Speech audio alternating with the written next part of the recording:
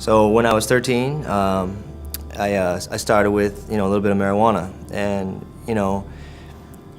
smoked that and started drinking a little bit, and from there, by the time I was 15, 16 years old, I was already snorting cocaine, popping pills. Then when I was about 18, 19 years old, got into ecstasy, things like that. And by the time I was 21, I started I call them devil mints, Perk 30s. About 2 years of going through that, Oxycontins and Perk 30s, and then went into heroin. And the day I smoked that first tray was like the end of my life right there at that point. At least I thought so. And within a matter of 5 months, I had a beautiful house, out in Peoria. I worked a job as a supervisor for a countertop granite tile company. It was all swept out from underneath me, just from doing it, and it happened so fast. I ended up meeting up with a friend, and of course I'm out of money, and what the heck am I gonna do? He turns me on to this idea of what I ended up getting in trouble and going to prison for. And when I got arrested on December 18th in 2011, I walked into county jail with about 32 felonies, and my door cards hit the floor, and I didn't think I was ever gonna go home. So I ended up doing 2.5 years in prison as a result of that. When I got out, the whole time I was in prison too, all I'm thinking in my mind is I can't wait to get out and get high. I couldn't wait to start using it again. But I never touched it while I was locked up. On probation, I opened up the door because it was nice outside. I grabbed a beer out of the fridge, cracked it, and I drank it. And right as I drank it, the thoughts went through my head at the same time the beer hit my stomach. I got to get some more. So I went out and bought myself another half a gram of black, and I smoked it all right there.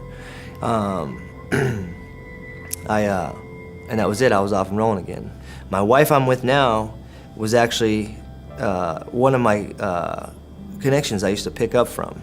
We were on the street for a little while, bounce back and forth when things were good, hustle a little money, then we'd be in hotels. We find out we're pregnant, we're on the street. And we did our entire pregnancy on the street up until about almost 8 months pregnant. We went in, they tell us, you're gonna have twins. And I thought they were messing with me because I'd stepped out to grab a drink, came back in, and I thought they were yanking my chain, but they sure weren't. It started messing me up in my head because here I am, an addict, and I just brought babies into the world that are they have meth and heroin in their system, and they're telling me these horror stories, and I'm watching stuff about baby and just shaking and what these innocent children go through, and it's tearing me up inside knowing that my child or children could be going through that too.